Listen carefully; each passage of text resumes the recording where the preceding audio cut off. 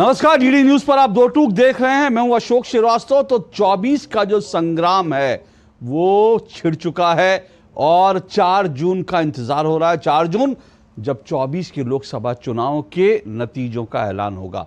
हम लगातार चुनाव से जुड़ी और चुनाव की इस डिबेट से जुड़ी जो सभी खबरें होंगी उन खबरों पर लगातार चर्चा करते रहेंगे।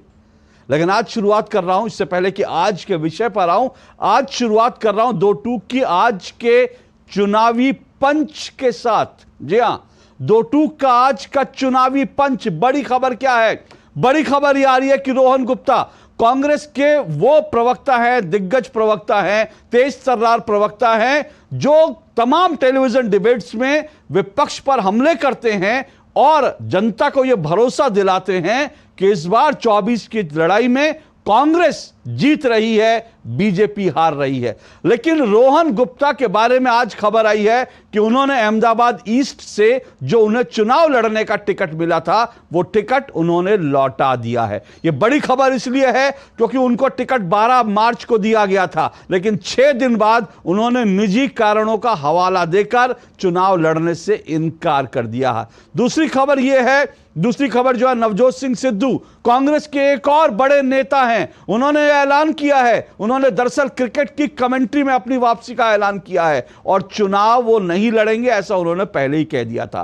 कारण निजी बताए हैं। नवजोत सिंह सिद्धू ने अपनी पत्नी की बीमारी का हवाला दिया है। दूसरी तरफ रोहन गुप्ता कह रहे हैं उनके पिता की सेहत जो है उनके लिए इंपॉर्टेंट है। लेकिन बड़ा सवाल यह है कि क्या कांग्रेस के दिग्गज चुनावी मैदान से भाग रहे हैं? क्या हार का डर जो है कांग्रेस के दिग्गजों को चुनावी मैदान में उतरने से रोक रहा है? इससे पहले बड़े बड़े नाम, जिनमें मल्लिकार्जुन खड़गे हो, अशोक गहलोत हो, दिग्विजय सिंह हो, कमलनाथ हो या इस तरह के कुछ और नाम हो, ऐसे कई बड़े नाम चुनाव लड़ने से इनकार कर चुके हैं। तो आज का यह चुनावी पंच है, इस पर जरूर सोचिएगा आखिर ऐसा क्यों हो रहा है कि राहुल गांधी एक तरफ कहते हैं कि मोदी मुझसे डरते हैं, दूसरी तरफ हार के डर से कांग्रेस के दिग्गज चुनावी मैदान छोड़कर और जिन्हें टिकट मिल गया है वो टिकट लौटाकर भाग रहे हैं। ये मेरा आज का चुनावी पंच था। और चलिए इसके बाद आज की चुनावी बहस पर आते हैं, आज की दो टूक के विषय पर आते हैं। आज का दो टूक का विषय क्या है? दक्षिण में प्रधानमंत्री नरेंद्र मोदी जोरदार प्रचार कर रहे हैं और प्रधानमंत्री जो दक्षिण भारत में प्रचार कर रहे हैं उसके पीछे एक खास कारण है, क्योंकि प्रधानमंत्री नरेंद्र मोदी और बीजेपी बार बार कह रही है अब की बार 400 पार, और 400 सीटों तक पहुंचने के लिए बीजेपी को दक्षिण भारत में बेहतरीन प्रदर्शन करना होगा। दक्षिण भारत में कुल मिलाकर 130 लोकसभा सीटें हैं। इनमें से कई राज्य ऐसे हैं जहां बीजेपी, खासकर अगर मैं केरल की बात करूं, तमिलनाडु की बात करूं, जहां बीजेपी खाता भी नहीं खोल पाई है। लेकिन इसके बावजूद बीजेपी दक्षिण भारत के एक राज्य कर्नाटक और इसके अलावा बाकी राज्यों में भी थोड़ी थोड़ी उसकी उपस्थिति है और उसके दम पर बीजेपी इस बार वहां पर अपनी सीटें बढ़ाने का दावा कर रही है।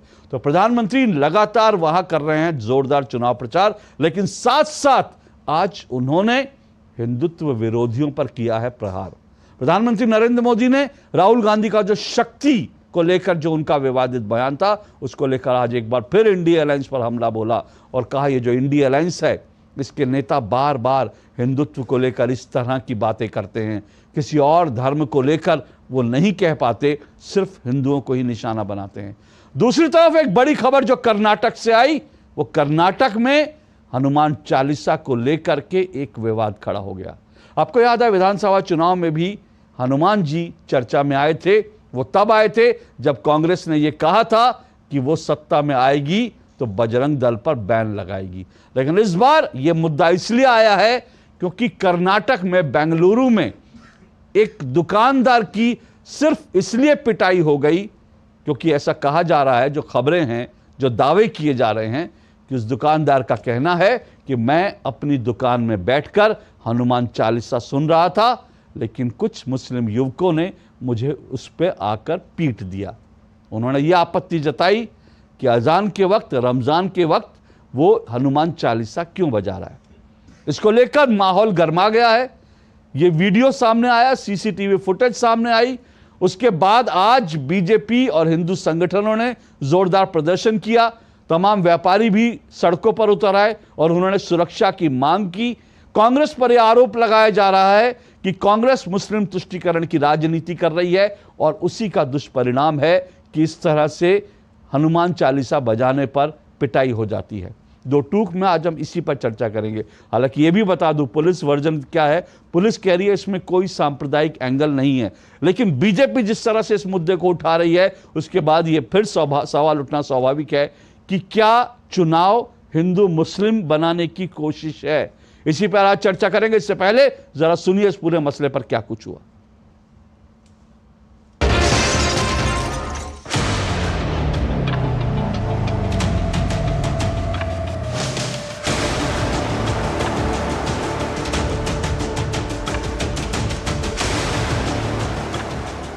संडे जो घटना हुई उसमें अगर मुझे कुछ ज्यादा हो जाता, मैं मर जाता, तो कौन जवाबदारी लेता था। अभी ऐसा इस बचाव में आए हैं, मेरे को सपोर्ट कर रहे थे, मेरे को अच्छा लग रहा है कि हाँ कोई तो ऐसा है, कोई तो हाथ उठाने वाला ऐसा है।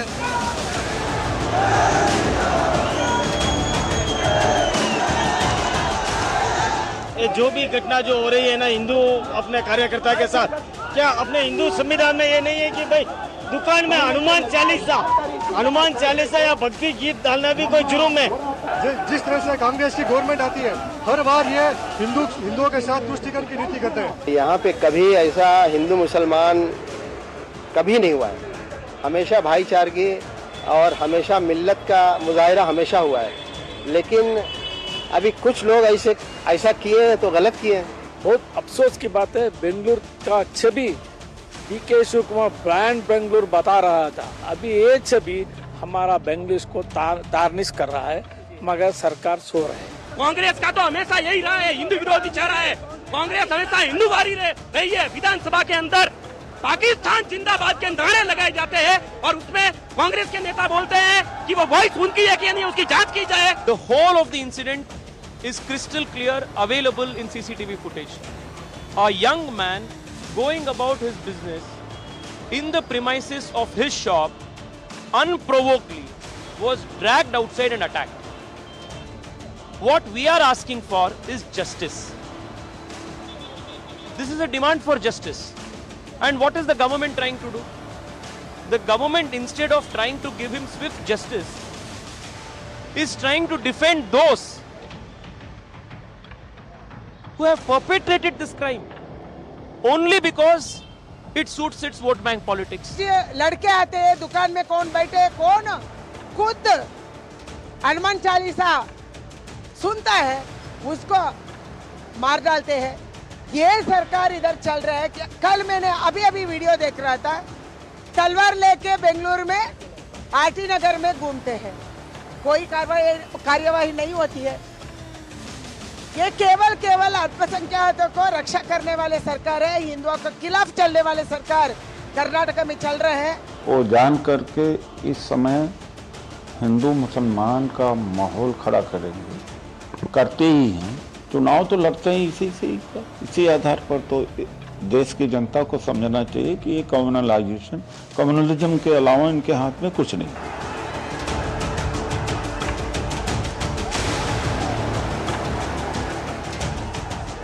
इंडी अलायंस वाले लोग बार बार जानबूझकर हिंदू धर्म का अपमान करते हैं। हिंदू धर्म के खिलाफ इनका हर बयान बहुत सोचा समझा हुआ होता है।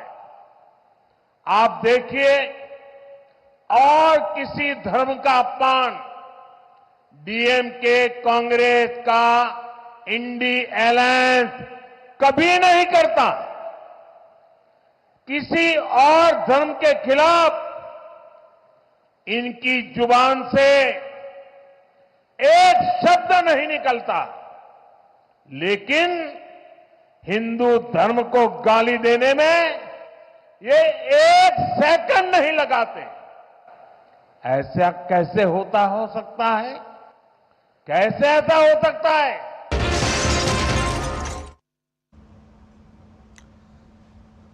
तो प्रधानमंत्री नरेंद्र मोदी ने भी सवाल उठाया इंडिया अलायंस पर, और दूसरी तरफ कर्नाटक में माहौल गर्मा रहा है।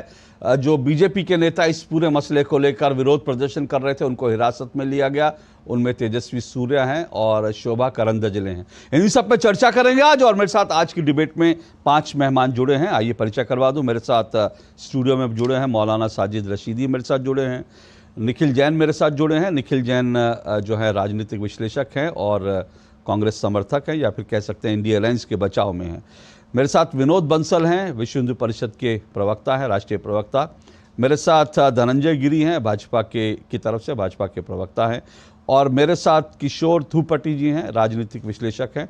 दक्षिण भारत को लेकर के इनकी पकड़ है, क्योंकि दक्षिण भारत का मामला है, कर्नाटक का भी, और दूसरी तरफ प्रधानमंत्री नरेंद्र मोदी का भी ये बयान डीएमके के संदर्भ में आया, इंडिया अलायंस के संदर्भ में आया, और लगातार जो है प्रधानमंत्री नरेंद्र मोदी दक्षिण भारत में प्रचार कर रहे हैं। मैं सबसे पहले आप ही के पास आ रहा हूं धनंजय गिरी जी। धनंजय गिरी जी, हम सब ये सभी राजनीतिक विश्लेषक ये समझ रहे हैं कि 130 सीटें हैं दक्षिण भारत में। प्रधानमंत्री नरेंद्र मोदी का भी फोकस अब वहां है। आज भी प्रधानमंत्री नरेंद्र मोदी ने वहां डीएमके को लेकर और इंडिया अलायंस को लेकर कहा कि ये हिंदू विरोधी इस तरह के बयान देते हैं। राहुल गांधी के शक्ति वाले बयान पर प्रहार किया। उधर हम देख रहे हैं कि कर्नाटक में बेंगलुरु में बीजेपी के नेता सड़कों पर उतर आए। क्या ये हिंदू मुस्लिम करके आरोप ये लग रहे हैं कि बीजेपी हिंदू मुस्लिम करके दक्षिण में अपनी पैठ बढ़ाना चाहती है? देखिए अशोक जी, भाजपा के यशस्वी प्रधानमंत्री, भारत के यशस्वी प्रधानमंत्री, भाजपा के नेता, दुनिया के माने हुए नेता ने क्या मंत्र कहा? सबका साथ, सबका विकास, सबका विश्वास, सबका प्रयास। जो विकास को गति दी गई, जो रफ्तार दी गई, उसमें जाति, धर्म, मत, संप्रदाय का कोई भेद नहीं किया गया। जो सरकार की योजनाएं हैं, जो सरकार का, और प्रधानमंत्री ने खुले शब्दों में कहा है कि हम तुष्टीकरण के नहीं संतुष्टीकरण की राजनीति करते हैं। लेकिन चुनाव आते ही राष्ट्रीय चरित्र बदल जाता है। भारत के विपक्ष की एक गहरी विसंगति है कि राष्ट्रीय चरित्र का अर्थ नेशन फर्स्ट होता है, लेकिन विपक्ष के लिए नेशन का अर्थ केवल इलेक्शन है। भारत की सभी पार्टियां कहां क्या चाहती हैं, और जो विपक्षी दल है, खास करके कांग्रेस, उन्हें मुल्क से ज्यादा मुसलमान प्रिय है। इन्हें मुल्क का हित बाद में, मुसलमान का हित पहले देखना है। मुसलमानों को मुल्क से अलग थलग करने की यह विपक्ष की एक अलग साजिश है। भारत के मुसलमान बुत परस्त होना हो, वतन परस्त तो होना ही चाहिए, और वतन परस्ती से उन्हें अलग करके मुसलमानों को इस देश के वोट बैंक बना करके सच्चर कमेटी की रिपोर्ट किसके समय में आई?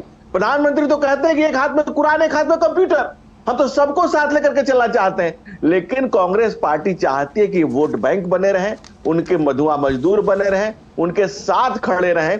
लेकिन मैं कहना चाहता हूं कि हिंदुत्व को जो विशाल विराटता है, जो हम संगीत में भी है, साधना में भी, आराधना में भी है, वो हिंदुत्व के विराटता के फलक पर, जिस फलक पर है। और अगर एक संस्कृति कहती है माई वे और हाईवे, तो दिक्कत होगा। और हनुमान चालीसा ने को तो क्या रहमान चालीसा पढ़ा जाएगा, और हमें रहमान से भी कोई दिक्कत नहीं है। हम तो सबको साथ लेकर के चलना चाहते हैं। लेकिन अगर कोई कहे कि ये मेरा टाइम है, टाइम सबका टाइम है। भाई टाइम में आप कह रहे हैं कि इस समय हमको दिक्कत हो रही है, और कोई अपनी दुकान में बैठकर हनुमान चालीसा पढ़ रहा है, उसकी अगर पिटाई हो रही है, तो ये मैं समझता हूं कि हर धर्म के व्यक्ति को चाहिए उसकी निंदा करे, उसका खंडन करे। और सरकार को चाहिए कि कानून और संविधान सर्वोपरि है। बाबा साहब के, डॉक्टर भीमराव अम्बेडकर के दिए गए संविधान की रक्षा के लिए जो कस्टोडियन जो सरकार है वहां, उसको इस पर कड़ी से कड़ी, कठोर से कठोरतम कार्रवाई करनी चाहिए। ओके, मैं शुरू में 2-2 मिनट का समय दूंगा। धनंजय गिरी जी को मैंने 2 मिनट दिया, निखिल जैन जी आपको भी 2 मिनट दूंगा। लेकिन धनंजय गिरी जी, आपने एक बयान दिया कि मुल्क से ज्यादा जो है कांग्रेस को मुसलमान जो है वो प्रिय है। उस पर ज़रूर मैं आऊँगा, क्योंकि उस पर मुझे लगता है इस डिबेट में आगे भी मैं उस पर सवाल उठाऊंगा। लेकिन निखिल जैन, कुल मिलाकर ये पूरा मामला जो है अल्टीमेटली ऐसा क्यों होता है? देखिए 2-3 चीज़ें हैं। उन्होंने जो कहा, मैं उस पर डिबेट आगे बढ़ाऊँ, लेकिन उससे पहले 2-3 चीज़ें ज़रूर कहूँगा। ये अचानक से कर्नाटक में क्या हो रहा है? क्योंकि कर्नाटक में जो कुछ हो रहा है, मैंने ये आरोप लगाया और मैं धनंजय गिरी से पूछा कि क्या आप लोग कम्युनल करने की कोशिश कर रहे हो। लेकिन आपसे मेरा सवाल ये है कि ऐसा क्यों हो रहा है कि दक्षिण भारत में सनातन को कभी खत्म करने की आवाज उठ रही है। और अभी बैंगलोर में हमने 3 घटनाएं एक साथ एक के बाद एक देखी। इसी बैंगलोर में पहले कांग्रेस के नेता जीतते हैं तो विधानसभा के अंदर नारा लगता है पाकिस्तान जिंदाबाद। उसके बाद दूसरी घटना होती है बेंगलुरु में एक बम ब्लास्ट होता है, और अब ये तीसरी घटना होती है कि वहां पर दुकान के अंदर घुसकर, सीसीटीवी फुटेज है, दुकान के अंदर घुसकर जिस तरह से एक लड़के को पिटाई की गई सिर्फ इसलिए कि उसने कि रमजान के वक्त, अजान के वक्त उसने जो है हनुमान चालीसा क्यों सुनी। ऐसा वहां पर हो रहा है तो इसका मतलब जिम्मेदारी सीधा सीधा कांग्रेस की है। अशोक जी, दो चार बातें। पहली बात तो ये पाकिस्तान जिंदाबाद नारे की जो बात करी जा रही है, इस पर अभी जांच जारी है, ये सिर्फ बीजेपी का आरोप है। दूसरे, जिस बॉम्ब ब्लास्ट की हम बात कर रहे हैं रामेश्वरम कैफे में, उस बॉम्ब ब्लास्ट पे भी जांच जारी है और उसमें अभी तक तो कोई हिंदू मुसलमान इंडिया पाकिस्तान का एंगल है नहीं।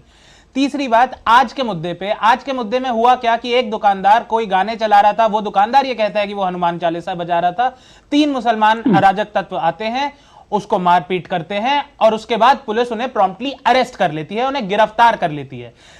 बीजेपी आज आरोप लगा रही है कि कांग्रेस की, कर्नाटका की सरकार सिर्फ अल्पसंख्यकों के मत के लिए खड़ी होती है, हिंदुओं से उन्हें कोई मतलब नहीं है। मैं उन्हें याद दिलाना चाहूं कि कर्नाटक के आज के मुख्यमंत्री, उप मुख्यमंत्री, होम सचिव, होम मिनिस्टर, डीजीपी सारे के सारे हिंदू हैं। तो इसमें जो हिंदू मुसलमान का एंगल ये तड़का लगा के अपनी राजनीति गर्म करना चाहते हैं, अपनी रोटियां सेकना चाहते हैं, ये करना क्या चाह रहे हैं? ये कर्नाटक को उस आग में झुलस देना चाह रहे हैं जिस आग से इन्हें फायदा होता है। टाइम एंड अगेन बार बार ऐसी स्टडीज आती हैं, एकेडमिक स्टडीज आती हैं कि भाजपा को जब दंगे होते हैं तो चुनावी फायदा मिलता है, वही चुनावी फायदे के लिए हो रहा है। अगर उन मुसलमान लड़कों ने इस हिंदू युवक की पिटाई सिर्फ इसलिए करी, इसके साथ मारपीट और वायलेंट बिहेवियर सिर्फ इसलिए करा क्योंकि हनुमान चालीसा बजा रहा था, मेरे हिसाब से सबको जेल डालना चाहिए, लेकिन कानूनी प्रक्रिया के बाद, जो प्रक्रिया का शुरुआत हो चुकी है। फिर अब मुझे यह जानना चाहूंगा कि भाजपा को क्या जरूरत है कि ये नारे निकाले, हिंदू धर्म के झंडे उठाए, हनुमान चालीसा यात्रा लगाए। बात यह है, ये माहौल को गरमाना चाहते हैं, दंगे भड़काना चाहते हैं और इसलिए यह सब हो रहा है। सरकार को जो कदम उठाना चाहिए था, सरकार वो कदम उठा चुकी है। अब और आगे चाहते क्या है? सिर्फ दंगे चाहते हैं। अच्छा, आप कह रहे हैं कि सरकार ने अपने काम किया लेकिन ये बीजेपी दंगे चाह रही है इसलिए। लेकिन मैं निखिल जैन, एक बात मैं जरूर, एक चीज मैं बड़े क्लियर कर दूं, जो आपने एक क्योंकि मैंने शुरू में कहा, शुरू में मेरी कोशिश है कि 2-2 मिनट के जो मैं मेरे मुख्य वक्ताओं को समय दूंगा उसमें मैं आपको टोकूं नहीं, इसलिए मैंने आपको, लेकिन आपने एक बात जो कही वो थोड़ी सी आपत्तिजनक जरूर है और वो फैक्चुअल गलत भी है। आपने कहा पाकिस्तान जिंदाबाद पर जांच हो रही है। सर, वो फॉरेंसिक जांच हो चुकी है और ये बात एजेंसी की नहीं है सर, वो प्राइवेट एजेंसी की है सर, सरकारी एजेंसी नहीं सर, निखिल जैन जी थोड़ा सा अपने आपको अपनी जानकारी दुरुस्त कीजिए। मैं जो कह रहा हूं आपको, अभी मैं तीसरे मेहमान के पास जाऊंगा, आप गूगल कीजिएगा, जांच कर लीजिएगा।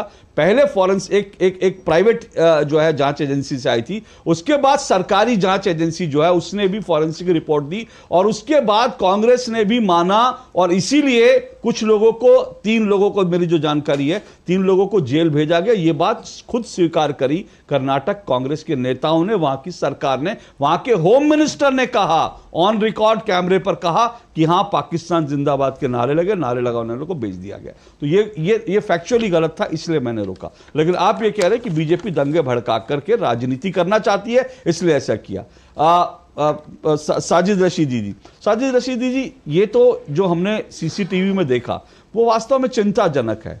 आमतौर पर जो है हम अक्सर इस देश में सुनते हैं और पिछले कई सालों से लगातार सुनते आ रहे हैं कि इस देश में मुस्लिम असुरक्षित हो गया है। पिछले कुछ सालों में मुस्लिम असुरक्षित हो गया है। अगर कोई मुस्लिम असुरक्षित होगा तो इस तरह से किसी की दुकान पर जाकर एक लड़के को दुकान पे पीटे, खींचकर बाहर मारे, तो ये तो जो है असुरक्षा का भाव नहीं है।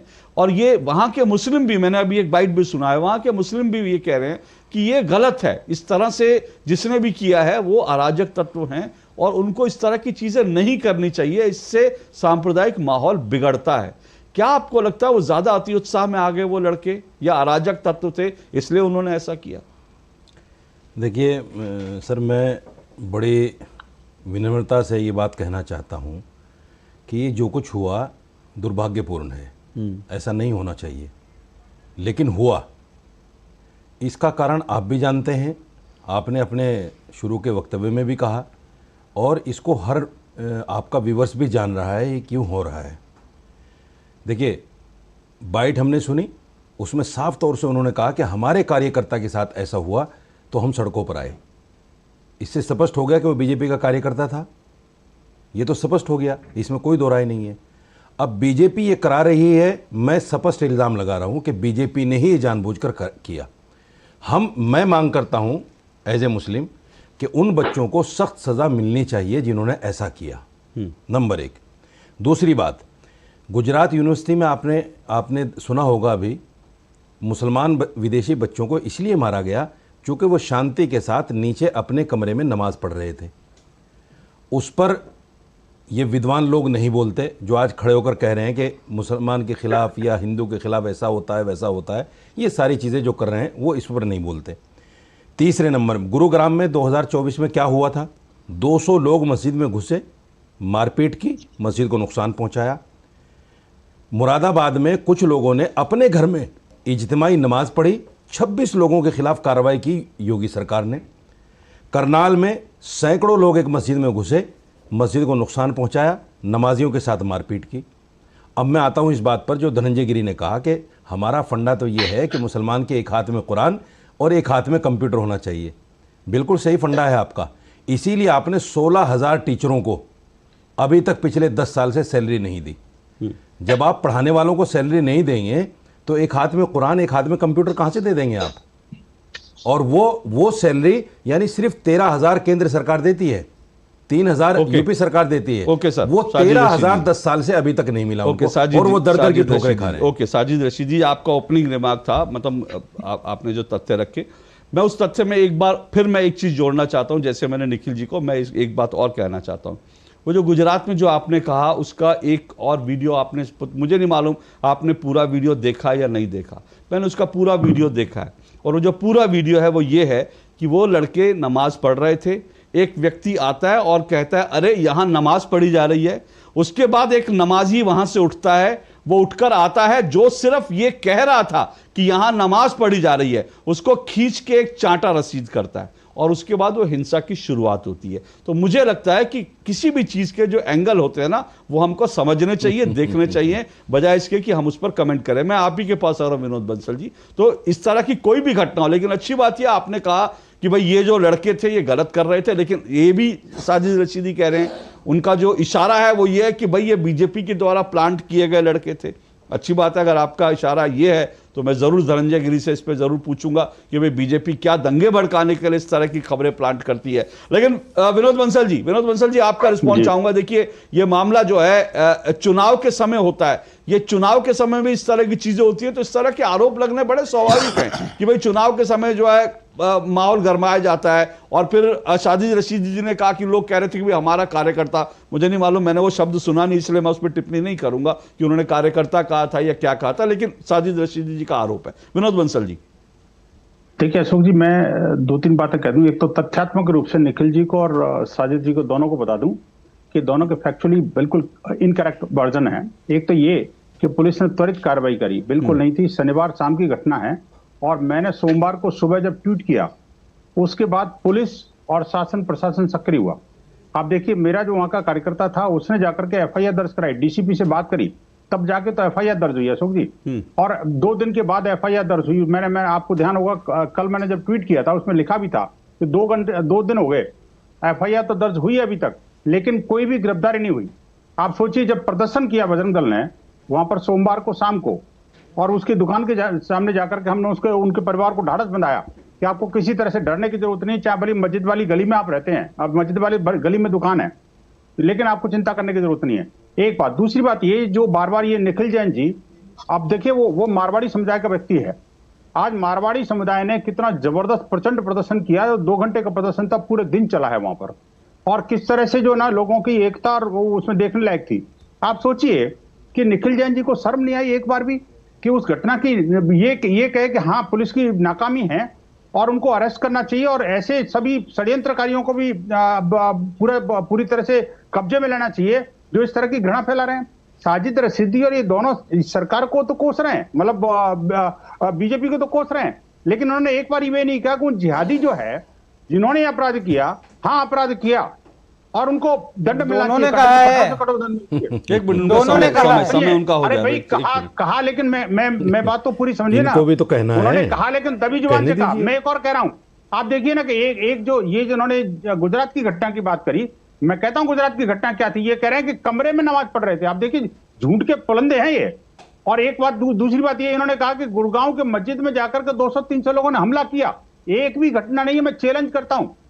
तीसरी बात ये जो हरियाणा की बात करें, हरियाणा के मस्जिद में जाकर के कोई तोड़फोड़ करी, बिल्कुल नहीं है, सरासर झूठ है। मैं तो कहूंगा आपके माध्यम से कि पुलिस इनके खिलाफ कार्रवाई करे। मैं आपका समय, मैं सिर्फ देखिए, मैं मेरा मूल जो विषय है ना, देखिए मैं एक बार फिर, अभी साजिद रशीदी जी भी 10 घटनाएं गिना सकते हैं, विनोद बंसल जी भी गिना सकते हैं, वो उनको काउंटर करेंगे, वो उनको काउंटर करेंगे। ठीक है, मेरा सही आना चाहिए। नहीं, वो बात ठीक है, वो बात ठीक है, तथ्य साफ आना चाहिए, इसमें कोई दो राय नहीं। नहीं, ठीक है सर, मैं तथ्य सबकी तरफ से आना चाहिए।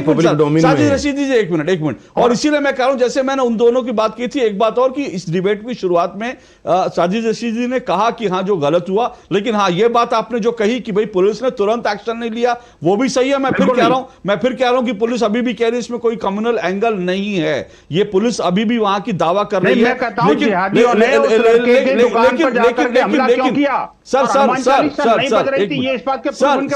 मैं इस विषय पर ज्यादा रहना चाहता हूं कि क्या ये चुनावी माहौल को देखकर हो रहा है या कुछ और इसका एंगल है, क्योंकि ये मामला जो है वो खतरनाक है, गलत है जिसने भी किया। और अगर जो आरोप लगाए जा रहे हैं बीजेपी के कार्यकर्ता थे, ये जो आरोप लगाया जा रहा है इस पर भी बीजेपी की जवाबदेही जरूर बनती है। मैं आऊंगा आपके पास धनंजय गिरी जी, किशोर जी आपके पास भी आऊंगा दक्षिण को लेकर, लेकिन एक छोटा सा मुझे ब्रेक लेना है, ब्रेक के बाद मैं आता हूं, उस डिबेट को आगे बढ़ाऊंगा इस छोटे से ब्रेक के बाद। साल बरस और सदी नहीं, एक युग गुजर जाएगा, उम्र न पूछो वंडर की, जब फर्क नजर आएगा। वंडर सीमेंट, फर्क नजर आएगा। देखो यार, जिंदगी का कोई भरोसा नहीं, पता नहीं कब फोटो पे हार चढ़ जाए और फैमिली का फ्यूचर, बच्चों की पढ़ाई खतरे में पड़ जाए। तो आज ही पॉलिसी बाजार से 1 करोड़ का टर्म लाइफ इंश्योरेंस कराओ, सिर्फ 525 रुपए महीने से शुरू। लाइफ में फाइनेंशियल आजादी के लिए एनपीएस जरूरी है। रिटायरमेंट में फाइनेंशियल आजादी रहे जारी, एनपीएस से आज ही करे तैयारी, एनपीएस जरूरी है। टेक स्टार्टअप सॉलिड था, प्लान था कड़क, करना था समथिंग ग्रेट, पर शुरू से प्रॉब्लम्स ने घेरा यूं कि बिजनेस हुआ अपना लम्बेट। बिजनेस गुरु की जरूरत थी खास, सीधे गए एसबीआई स्टार्टअप ब्रांच पे तो खुल गया success. Startup advisory and support SBI startup branch पे। अरे वाह, लेजेंड की बैट, इससे तो मैं खेलूंगा। फ्यूचर बैटिंग लेजेंड बैट, इसमें जिसका नाम लिखा है बैट उसी को मिलेगी।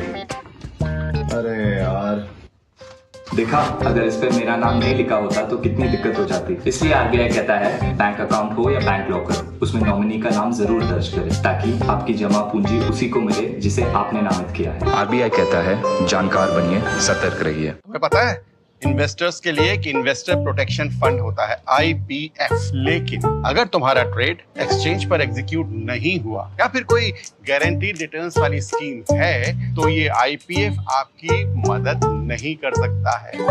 और अगर आपका ब्रोकर ही डिफॉल्टर बन जाए तो फिर IPF आपको कॉम्पेंसेशन दिला सकता है। कहाँ से सीखा? NSE की साइट पर। सोच कर, समझ कर, इन्वेस्ट कर।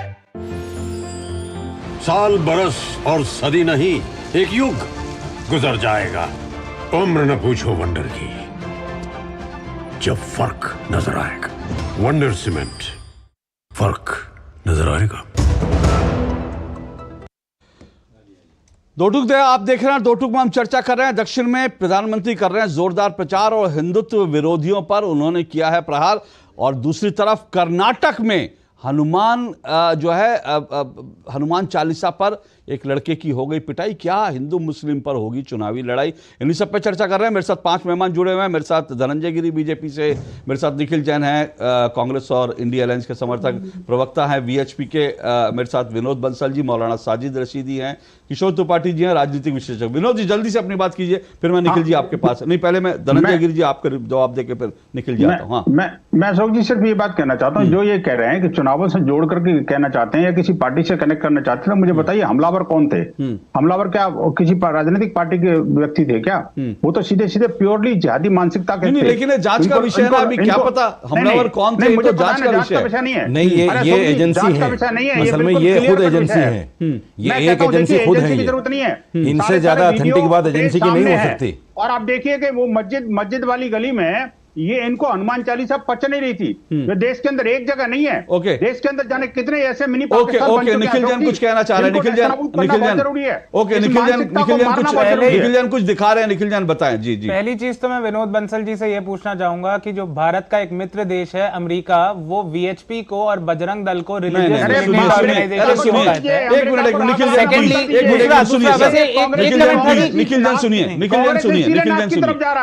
बंसल जी एक मिनट रुकिए। विनोद बंसल जी एक मिनट रुकिए। विनोद बंसल जी एक मिनट रुकिए। देखिए निखिल जैन, देखिए सुनिए, मेरा निवेदन है, ये डिबेट मेरी भारत के विषय पे है। मैं किसी अमेरिकी एजेंसी को नहीं जानता, मैं किसी देश को, सुनिए, नहीं निखिल जैन जी, मैं ऐसे सुनिए निखिल जैन जी, मैं ऐसी किसी एजेंसी को, क्योंकि मैंने ऐसी तमाम एजेंसियों पर बहुत काम किया हुआ है। ये जो भारत के खिलाफ जो एजेंडा चलाने वाली एजेंसी है, मैं उसकी बात कर रहा हूं अशोक जी। CIA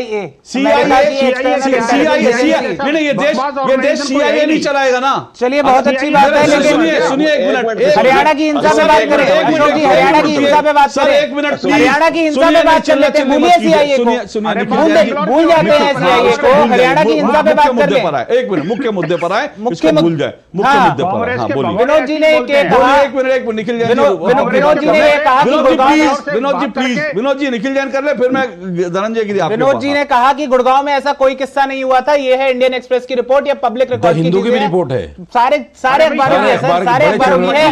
अशोक जी ने भी न्यूज चलाई होगी, पूरा यकीन है मुझे। तो आप एक अपनी पैरेलल रियलिटी में रह लीजिए। बात यह है कि जब एक लड़का जो आपका कार्यकर्ता है, अगर वो ये इल्जाम लगा रहा है कि 3 मुसलमानों ने मुझे इसलिए मारा क्योंकि मैं हनुमान चालीसा पढ़ रहा था, हम पुलिस की जांच का वेट करेंगे।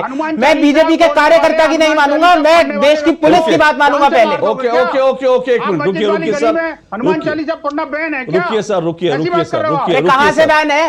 हनुमान चालीसा सब पढ़ते हैं, क्या गलत है उसमें? आपको गलत लगता है, आप गलत क्यों बताना चाहते हो उसे? मुझे आप लोगों की आवाज दोनों की बंद करवानी पड़ेगी प्लीज। मेरा देखिए मूल विषय क्या है, मुझे मूल विषय पे फिर मैं एक मिनट रुकिएगा साजिद रशीदी जी, मुझे धनंजय गिरी जी को भी रिस्पॉन्ड करने, क्योंकि धनंजय गिरी जी आरोप लगे कि ये जो लोग थे वो बीजेपी के लोग हो सकते हैं। ये आरोप लगाए जा रहे हैं, अभी जांच का विषय है, लेकिन ये कहा जा रहा है बीजेपी के लोग हो सकते हैं क्योंकि इससे आपको चुनावी फायदा मिलेगा। जी धनंजय गिरी।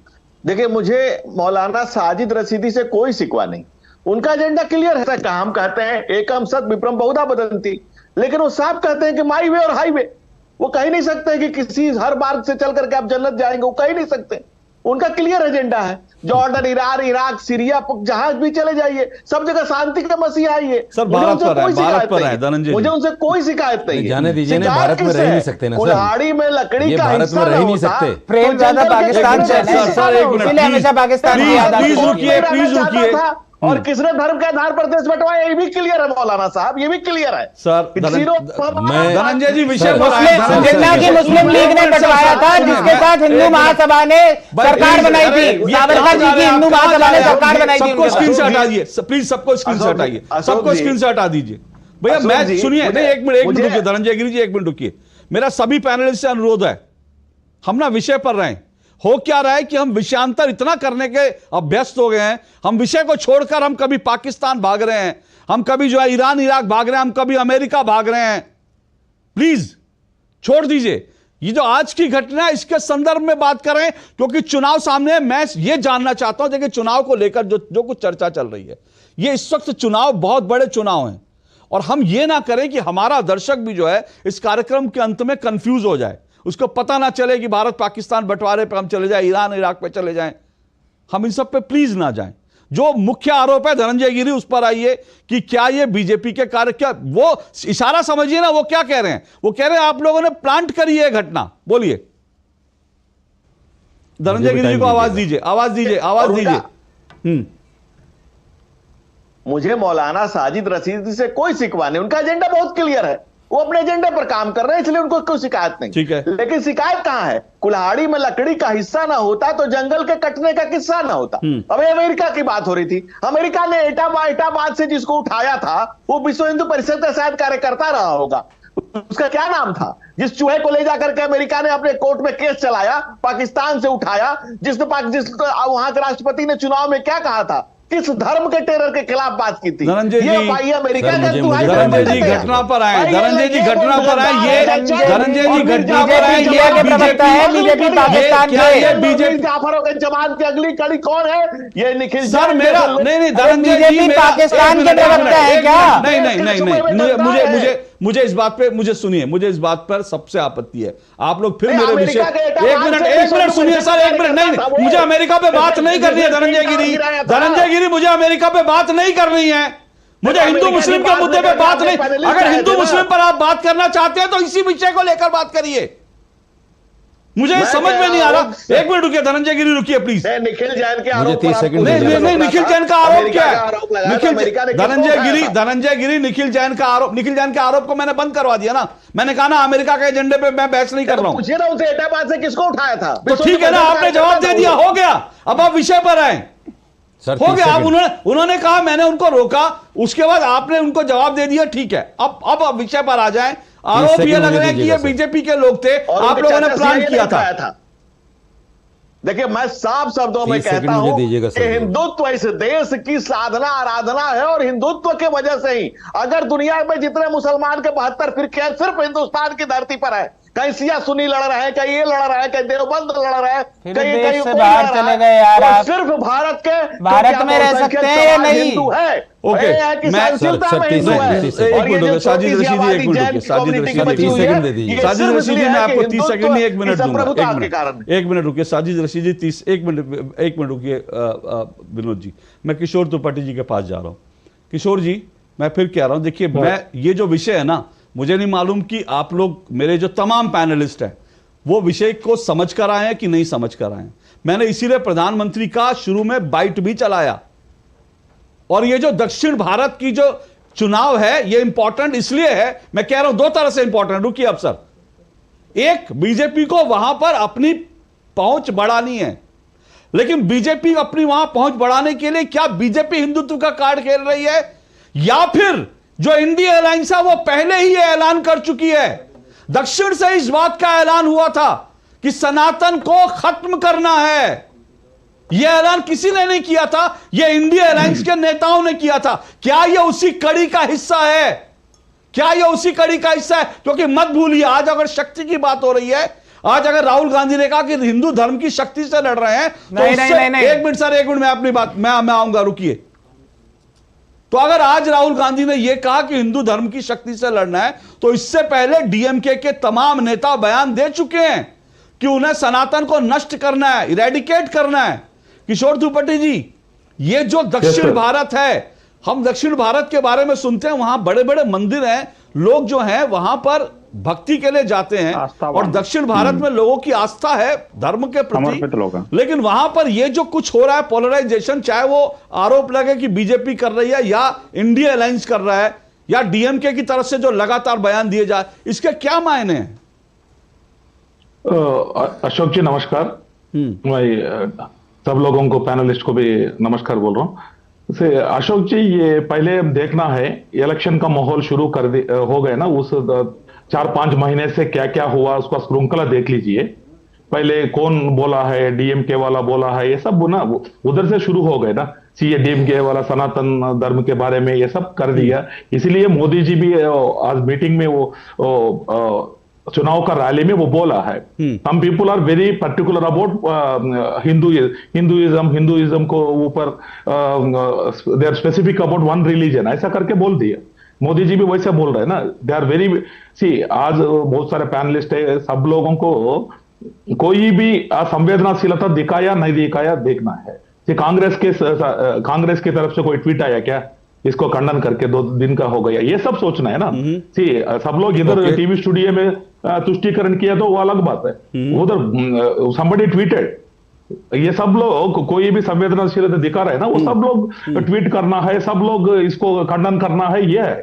ये भी मोदी जी ने वही जिक्र किया आज का मीटिंग में भी, एक स्पेसिफिक रिलीजन के लिए किसी का भी मुंह नहीं आ रहा है, यही मोदी जी ने कहा है।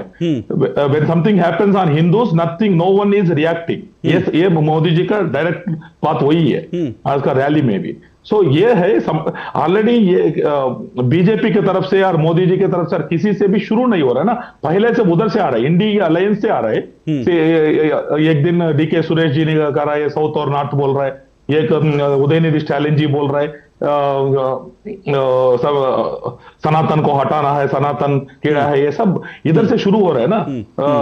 एक और बात भी हम सोचना पड़ेगा कि पूरा साउथ में कौन कौन रूल कर रहा है, state government, law and order is a state subject, तो सब सोचना पड़ेगा।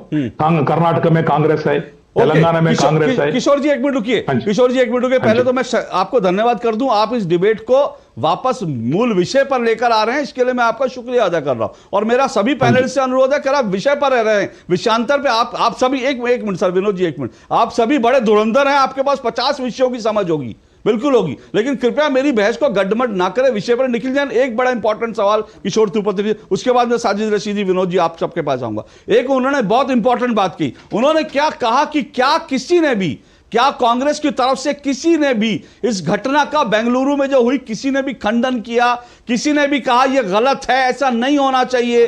ये इंपॉर्टेंट बात है, क्योंकि देखिए इससे पहले भी जब कुछ हुआ कांग्रेस की ओर से कोई विरोध नहीं हुआ, जब इरेडिकेशन सनातन की बात आई कांग्रेस की ओर से कोई विरोध नहीं हुआ, और इसी को लेकर यह डर लगता है, इसी को देखकर चिंता होती है कि क्या यह एक हिडन एजेंडा है।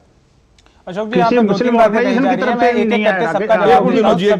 सबसे पहले तो जो आपने कहा सनातन का विनाश करने वाली स्टेटमेंट इंडिया अलायंस के नेताओं ने दी थी, सिर्फ एक नेता उदयनिधि स्टालिन ने ये कहा था कि हमें सनातन नहीं चाहिए, और उन्होंने साथ-साथ नहीं अशोक जी एक बार बोलने दीजिएगा। आप मुझे पता है प्रियंक खड़गे का नाम लाएंगे, लेकिन प्रियंक खड़गे ने कभी ये नहीं बोला था। प्रियंक खड़गे का नाम छोड़ दीजिए, सिर्फ उदयनिधि स्टालिन ने बोला था, और उसके बाद एक और डी राजा थे, सतीश जोरकाहल्ली। बताइए ये कांग्रेस के नेता, एक मिनट सर, एक मिनट प्लीज, मैं देखिए की बात करते हैं, सुनिए मैं फैक्ट की बात कर रहा हूं। कश्मीर सतीश जोरकाहल्ली वो कौन से नेता हैं? वो कांग्रेस के नेता। उन्होंने क्या कहा? उन्होंने कहा हिंदू का मतलब, हिंदू शब्द का मतलब होता है गंदा।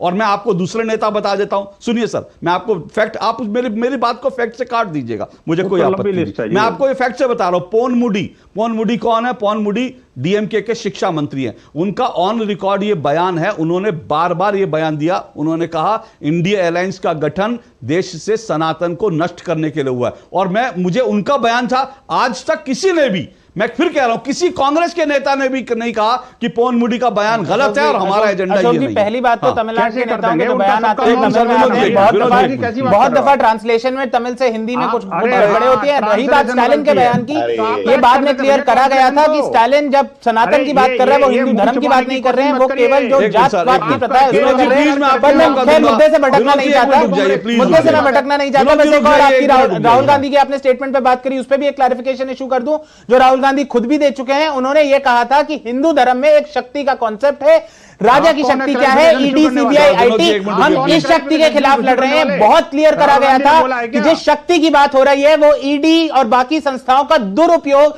जो भारत सरकार, नरेंद्र मोदी और भाजपा कर रहे हैं, इलेक्टोरल बॉन्ड से चंदा वसूली कर रहे हैं, उस दुरुपयोग के खिलाफ लड़ाई है। हिंदू धर्म की शक्ति या मां दुर्गा या उससे कुछ लेना नहीं था इस बात का, लेकिन अमित मालविया जो सिर्फ फेक न्यूज फैलाते हैं, उन्होंने इस बात को ये रोक दिया। तीसरा विषय पे, मुद्दे पे वापस आते हुए आपका सवाल का जवाब देते हुए कि आपने कहा कि किसी ने भी कांग्रेस नेता ने खंडन क्यों नहीं करा, किसी कांग्रेस नेता ने इस चीज का खंडन क्यों नहीं करा? आपने ये कहा है क्योंकि यह अभी जांच का विषय है। जब एक भाजपा का कार्यकर्ता ये बोले कि 3 मुसलमानों ने मुझे इसलिए मारा क्योंकि मैं हनुमान चालीसा हनुमान चालीसा प्ले कर रहा था अपनी दुकान में, आप क्या चाहते हैं कि कांग्रेस के नेता एकदम से भाजपा की प्लेबुक में आके उस भाजपा के कार्यकर्ता की बात पे मान के खंडन करें? हिंसा हुई, गलत थी, गिरफ्तारी हुई, सही है, सरकार का काम करना है, काम कर रही है। निखिल जी पता है, एक मिनट रुकिए, एक मिनट, मैं आ रहा हूं, बाकी साजिद रशीदी आपके पास भी आऊंगा, बाकी मेहमानों के पास। लेकिन दिक्कत पता है क्या है? दिक्कत यह है कि कांग्रेस के साथ प्रॉब्लम है, इंडिया अलायंस के साथ प्रॉब्लम यह है कि जो व्यक्ति अपनी दुकान में हनुमान चालीसा चला दे वो बीजेपी का कार्यकर्ता हो जाता है। जो निखिल जी, मैंने आपको रोका नहीं, आपने जो कहा मैं उसी पे कमेंट कर रहा हूं। जैसे आप कह रहे हैं कि ये, जैसे आप ये कह रहे हैं कि ये एक minute sir, Vinod ji please मुझे, जैसे आप ये कह रहे हैं ना कि ये बात साबित नहीं हुई कि वो क्या लगा था क्या नहीं, वैसे ये भी कहां से साबित आपने कर दिया कि वो बीजेपी का कार्यकर्ता था, इसलिए मैं बोल रहा हूं। नहीं प्लीज मुझे अपनी बात गमछे से वंडरफुल। चलिए अब मैं उसी बात को आगे बढ़ा रहा हूं। जो पार्टी के कार्यकर्ता गमछे ओढ़े घूम रहे हैं, उन्हीं पार्टी के कार्यकर्ताओं के साथ गले में गले हाथ डाल के वो गमछे ओढ़ के खड़े हैं। प्लीज ऐसा मत करिए, मैं आपकी आवाज बंद कराऊंगा, मुझे रुकिए प्लीज। मैं साजिद रशीद जी दो रहा हूं मौका, मैं अपनी बात कह रहा हूं, उसके बाद मैं डिबेट बढ़ाना चाहता हूं, क्योंकि निखिल जी ने मुझे बोलने का मौका नहीं दिया। अपनी बात करके मैं आप ही के पास आ रहा हूं। मैं सिर्फ ये कह रहा हूं, दिक्कत यही है कि किसी ने अगर भगवा गमछा डाल दिया, किसी ने अगर हनुमान चालीसा, फिर आप टोक रहे हैं। निखिल जी मैं आपकी आवाज बंद करवा दूंगा, प्लीज ऐसा मत कीजिए। मैं चिल्ला चिल्ली ना करके हम अच्छी डिबेट कर सकते हैं, पढ़े लिखे लोगों की तरह डिबेट कर सकते हैं। देखिए क्या है कि गमछा अगर पहन लिया तो आप उसे कहें भाजपा का कार्यकर्ता है, हनुमान चालीसा सुनने लगा आप उसे कहें बीजेपी का कार्यकर्ता है, अगर भारत माता की जय कर दे क्या आप बीजेपी का कार्यकर्ता है, वंदे मातरम जय कर दे आप कहें बीजेपी। और ये कांग्रेस की, ये इसीलिए कांग्रेस चुनाव हारती है। ईवीएम जो चोरी हो गई, इसलिए आप, क्योंकि हर हिंदू धर्म को मानने वाले संगठन। साजिद रशीद जी बोलिए। जी देखिए अशोक जी, एक तो मैं एक आपके चैनल पे एक दावे के साथ एक बात कह सकता हूँ, धनंजय गिरी हूँ या विश्व हिंदू परिषद के प्रवक्ता हूँ, ये अगर 1 मिनट मुसलमान, पाकिस्तान और दूसरे देशों का नाम लिए बगैर बोल जाए तो मैं डिबेट से उठ के चला जाऊँगा, नंबर 1। दूसरी बात, अभी जो आपने कहा कि वो बीजेपी का कार्यकर्ता सिद्ध नहीं हुआ, जो रिपोर्ट आपने शुरू में चलाई है ना सर, वो रिपोर्ट दोबारा चला दीजिए। उस मौका दूंगा, इनकी बात हो जाए। अरे सुनिए भाई, सुनिए धनंजय, आप उस रिपोर्ट को दोबारा चलाइए। जो लोग वहां प्रदर्शन कर रहे थे उन्होंने खुद कही ये बात कि हमारे कार्यकर्ता के साथ ऐसा हुआ, खुद कही। आप चला लीजिए रिपोर्ट, अगर नहीं होगा तो मैं फिर भी उठ के चला जाऊंगा।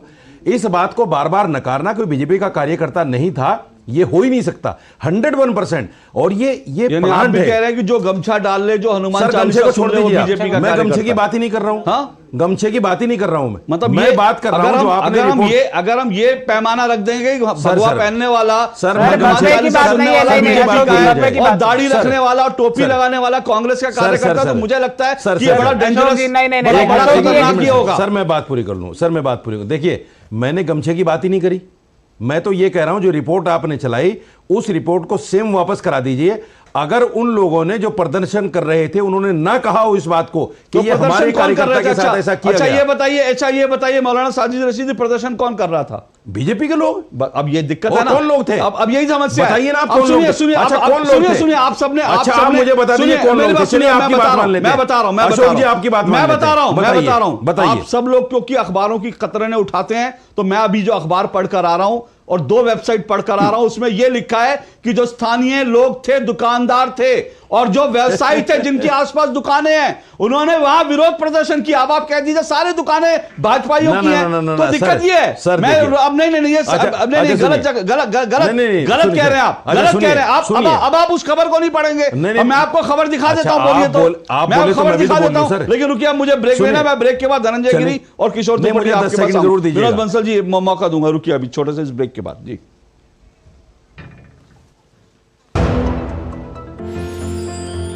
साल बरस और सदी नहीं, एक युग गुजर जाएगा। उम्र न पूछो वंडर की, जब फर्क नजर आएगा। वंडर सीमेंट, फर्क नजर आएगा। मौसम को अपने पैशन के बीच जो नहीं आने देते, मैं उनका फैन हूं। मेरी तरह एसबीआई भी आपका फैन है, इसलिए एसबीआई आपके लिए थोड़ी एक्स्ट्रा मेहनत करता है। तो excellent customer service, assistance to MSMEs और टेक्नोलॉजी ड्रिवन बैंकिंग सॉल्यूशंस। घर छोड़ दूं, एसबीआई बदल रहा है क्योंकि हम एक बदलते देश के फैन हैं। एसबीआई, देश का फैन।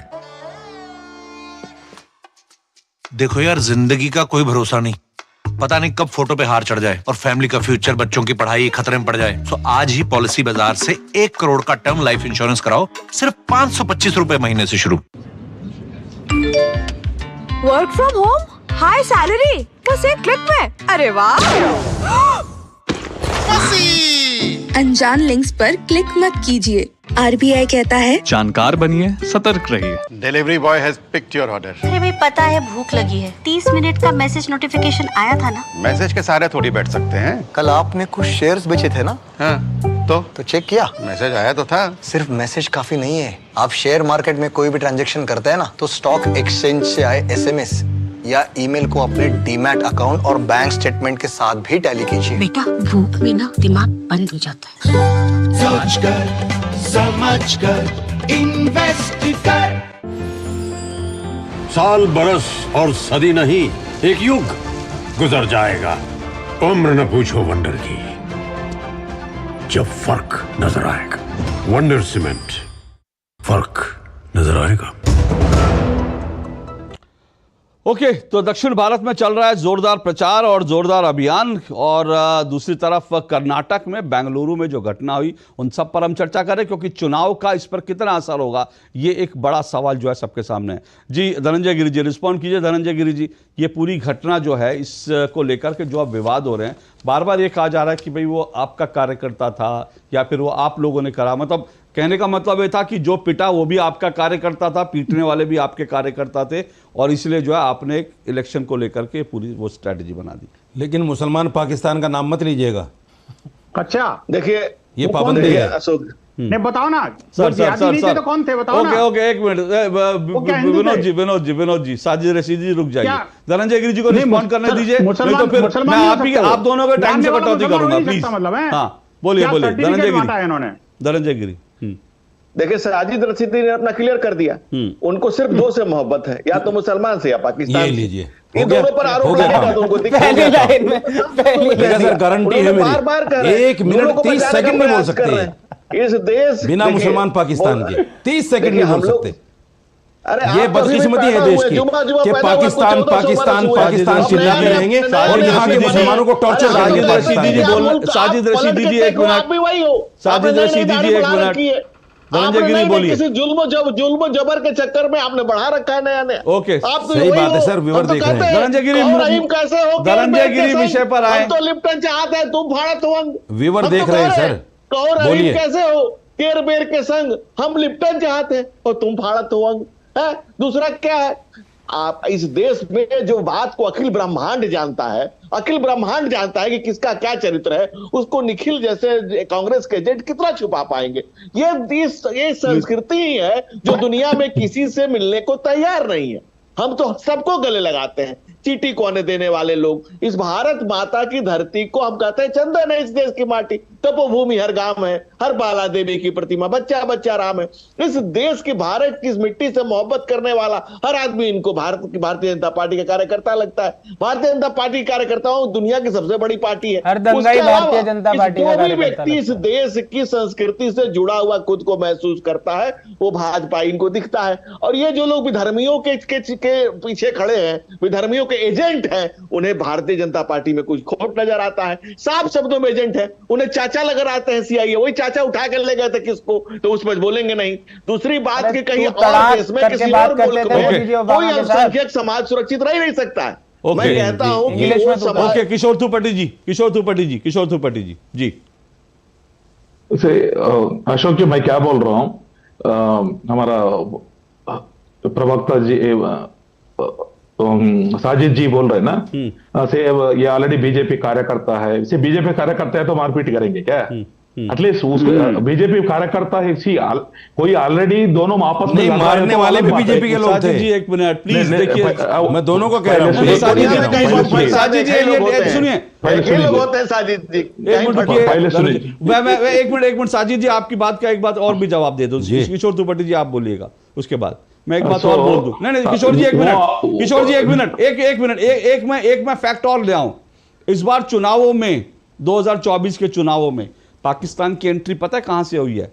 पाकिस्तान की एंट्री जब कांग्रेस के मल्लिकार्जुन खड़गे के राजनीतिक सलाहकार के चुनाव जीतने पर, जब विधानसभा के अंदर पाकिस्तान जिंदाबाद के नारे लगे, तब इन चुनावों में पाकिस्तान की एंट्री हुई है। मैं सिर्फ फैक्ट्स क्लियर कर रहा हूं। उससे पहले इन चुनाव में कोई निखिल जी सुनिए, निखिल जी ये मुश्किल होता है, मैं समझ रहा हूं, तो सच जो है कड़वा होता है, लेकिन मैं सिर्फ सरकारी एजेंसी की रिपोर्ट नहीं है सर। आपने कहा था सरकारी एजेंसी की रिपोर्ट प्लीज दिखाइए। अशोक जी आपने कहा था सरकारी एजेंसी की रिपोर्ट प्लीज दिखाइए। मैंने चेक करा था आपके कहने पर, कोई सरकारी एजेंसी की रिपोर्ट नहीं है इसमें। बाकी सबकी आवाज बंद कर। किशोर त्रिपाठी जी बोलिए। सर ये दोनों बीजेपी का कार्यकर्ता है, तो बीजेपी का कार्यकर्ता के ऊपर कोई ये पूरा आज धरना चलाएंगे क्या? मान लो बीजेपी कार्यकर्ता जाके बीजेपी कार्यकर्ता को मारपीट किया, थोड़ा दंगा में फायदा उठाने के लिए, कोई आज धरना निकालेंगे क्या? पूरा रैली निकालेंगे क्या उसके ऊपर? ये क्या बात कर रहे हैं, मेरे को समझ में नहीं आ रही जी। सो कोई लॉजिक तो नहीं है। वो बीजेपी कार्यकर्ता है, दुकान वाला भी बीजेपी कार्यकर्ता है, मारपीट करने वाला भी बीजेपी कार्यकर्ता है। सो ये टोटली अपसेट है। मैं क्या बोल रहा हूं, ऑलरेडी आप बोल चुका है। सो उधर से मल्लिकार्जुन खड़गे जैसे का सलाहकार ने पाकिस्तान का नारा, ये सब ऑलरेडी मैं क्या बोल रहा हूं, कर्नाटका में पिछले बार 2019 में पूरा उस समय सरकार था, कांग्रेस और जेडीएस का सरकार था। उस समय पार्लियामेंट इलेक्शन होने के नाते बीजेपी को 25 सीट आया और एक निर्दलीय को बीजेपी सपोर्ट किया, मतलब 26। कांग्रेस का हिस्ट्री में इतना खराब प्रदर्शन कभी नहीं था। एक ही एक सीट आया कांग्रेस को, वो भी बेंगलुरु रूरल है। एक ही डीके सुरेश ने जीता है पूरा कर्नाटक में। इतना सफाई हो गया। ऐसा चीज करेगा तो पूरा देश भर का इलेक्शन जीतेगा तो ऐसे ही होगा। ऐसा ऑलरेडी उनको आज मैं बोल रहा हूं, दावा के साथ बोल रहा हूं, तेलंगाना में भी अभी सरकार आया ना कांग्रेस का, उधर भी कांग्रेस का हालत बहुत बुरा होगा। ऐसा करेंगे तो सब there will be reverse polarization happen. Vinod Bansal ji, Vinod Bansal ji, जो आज प्रदर्शन हुआ उसमें दुकानदार थे, लेकिन उसमें विश्व हिंदू परिषद के लोग भी थे, जैसा आपने बताया, आपको खुद खबर आई थी उसके बाद। तो क्या वीएचपी इस माहौल को गरमा रही है? ये आरोप तो फिर वीएचपी पर लगेंगे ना? नहीं, आरोपों से हम नहीं घबराते, और जिहादियों के आरोपों को तो हम पुरस्कार के रूप में लेते हैं। ये तो बहुत ही बढ़िया बात है, इन्होंने कम से कम ये कहा है, तो हमें इस बात का गर्व है कि हम उन राष्ट्रद्रोही ताकतों के साथ लड़ रहे हैं। चाहे बीजेपी का कार्यकर्ता था, वीएचपी का कार्यकर्ता था, हिंदू समाज का सेवक था, या वो सैनिक था। मैं कहता हूं जिस तरह से उसको मारा गया था, जिस तरह से दुकान में घुस करके दुकान में जाकर के उसके कॉलर पकड़ करके उसको घसीटा, और लेकिन उसके बाद उसने जिस दिलेरी के साथ काम किया, मैं उस दिलेरी को नमन करता हूं अशोक जी। और मैं कहता हूं हिंदू समाज का प्रत्येक व्यक्ति ऐसा ही होना चाहिए, जो बाहर निकल के सड़क पर उनकी धुनाई करे। मैं सीधा कह रहा हूं, कानून हाथ में नहीं लेना चाहिए, लेकिन आत्मरक्षा के लिए व्यक्ति को ये काम करना पड़ेगा। 6 लोग जाकर के ओके, चलिए आत्मरक्षा के लिए आत्मरक्षा उनका मुकाबला करता है।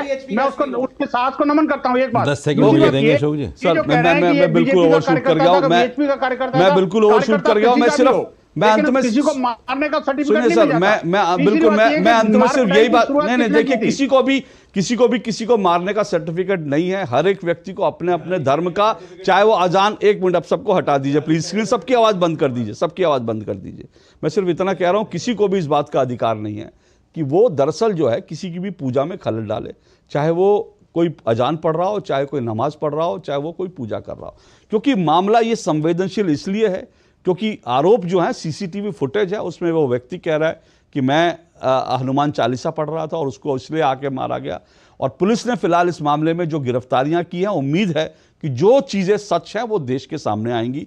लेकिन कर्नाटक में माहौल गरमाया, और उसके लिए फिर कह रहा हूं, उसके लिए बीजेपी को किसी और को दोष नहीं देना, क्योंकि ये नारे विधानसभा के अंदर लगे थे पाकिस्तान जिंदाबाद के, जिसे कर्नाटक के गृह मंत्री स्वीकार कर चुके हैं। कांग्रेस की जीत पे ये नारे लगे थे, तो इसलिए कांग्रेस को वहां लॉ एंड ऑर्डर को लेकर के पुख्ता तरीके से काम करना पड़ेगा, वरना फिर सिर्फ ये आरोप लगाने से काम नहीं चलेगा कि ये बीजेपी ने प्लान किया है। इस तरह के आरोप आप लगाएंगे, लेकिन जो घटनाक्रम है जब वो खुलेगा तो अल्टीमेटली फजीहत आपकी होगी। मुझे लगता है कि आज के लिए इतना ही, लेकिन 2 टूक में आपसे कल फिर मुलाकात होगी। फिलहाल इजाजत दीजिए, नमस्कार।